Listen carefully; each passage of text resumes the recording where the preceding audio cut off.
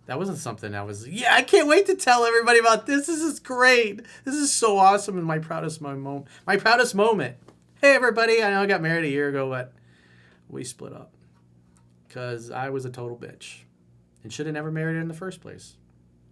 But I did it anyway because everybody told me I needed to. I was living my life according to other people's expectations, and I made myself miserable.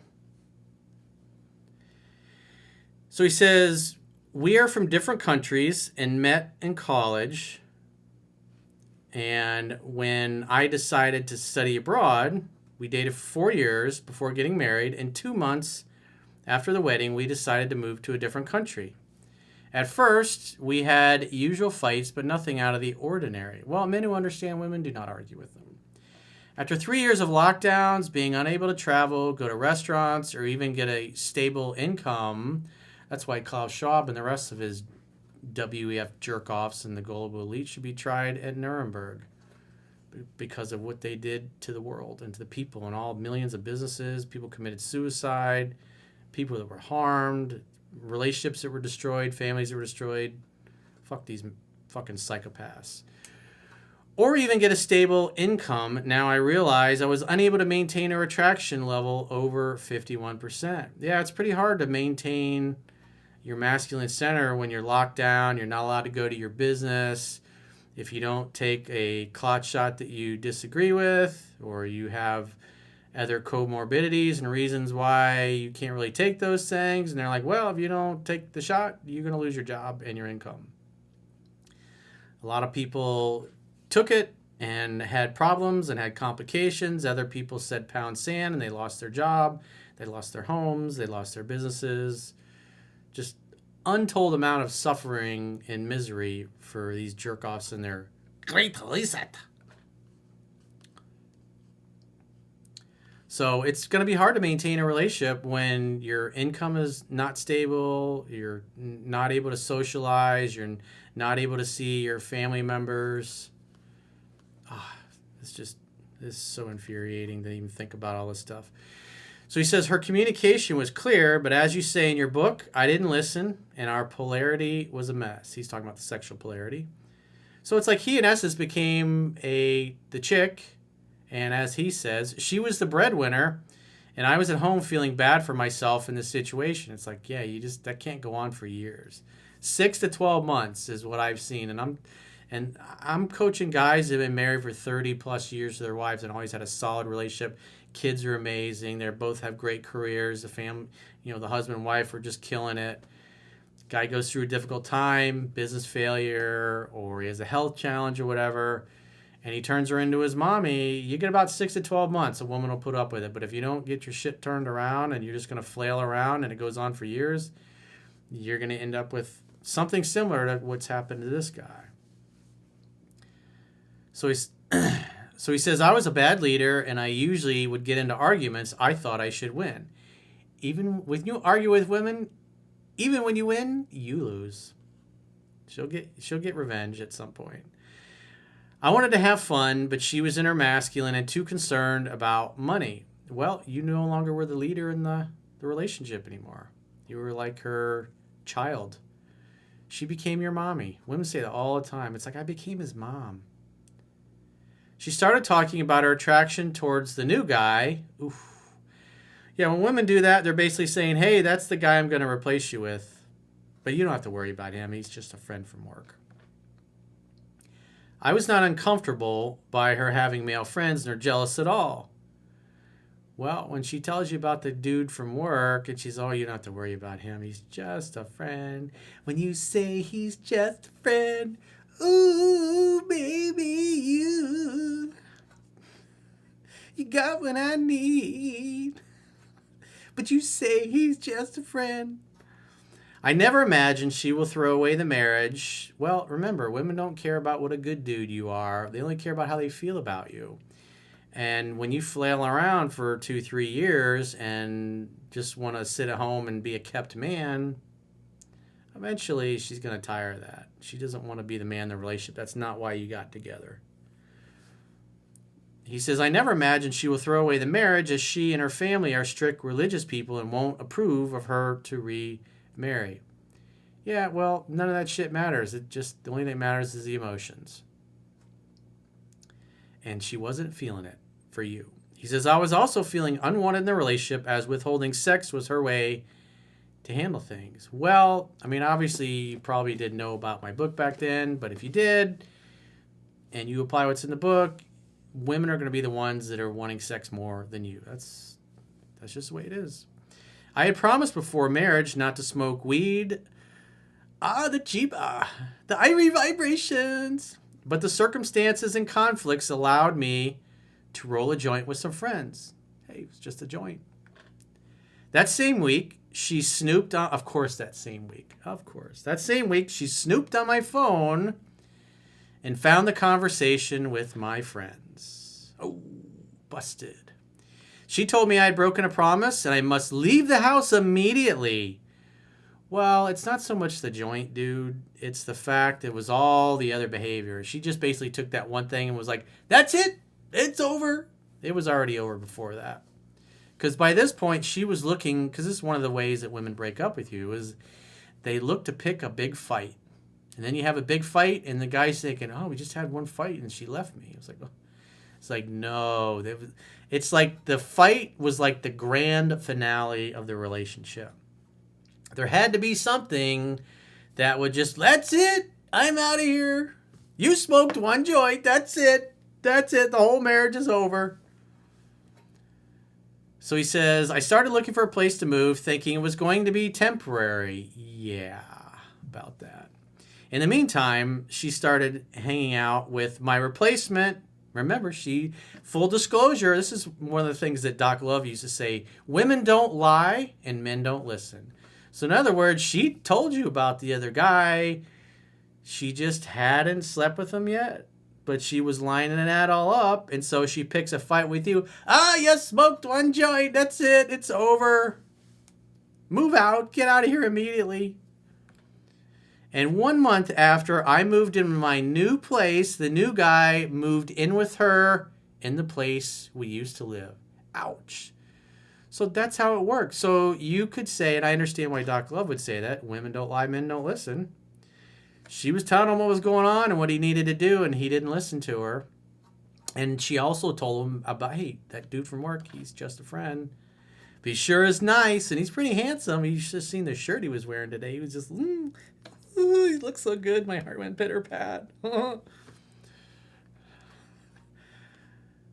But as full disclosure, you could say she was telling you, as Doc Love would say, it was womanese. I was devastated and questioning myself, but we kept in touch as we are still legally married and have to deal with divorce documents. I rebuild myself after 3 months of living with the new guy. She's reaching out, and I'm following your advice of losing the relationship, but keeping the casual sex, as I have accepted she is now with someone else.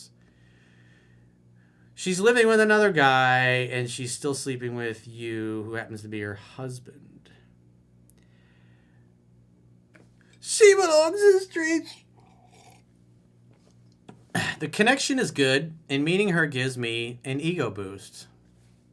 It's your life, man. You do what you want. But this hoe ain't loyal. I'm trying to date new women. She says she doesn't regret what she did. Of course she doesn't.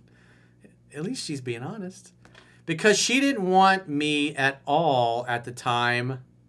In other words, she was so turned off. Because women don't dump men that they're in love with. They dump men that their feelings are just gone for. And in this case, she had a new person lined up. And the joint, which really wasn't a big deal, but she made it a big deal. That's what women tend to do. They tend to take the little things and they go, it's the end of the world. We can't be together. You smoke one joint in 7 years. That's it. It's all over. And the guy's thinking, it's just one joint. I got to apologize for the one joint and it'll fix it. It's like, nah.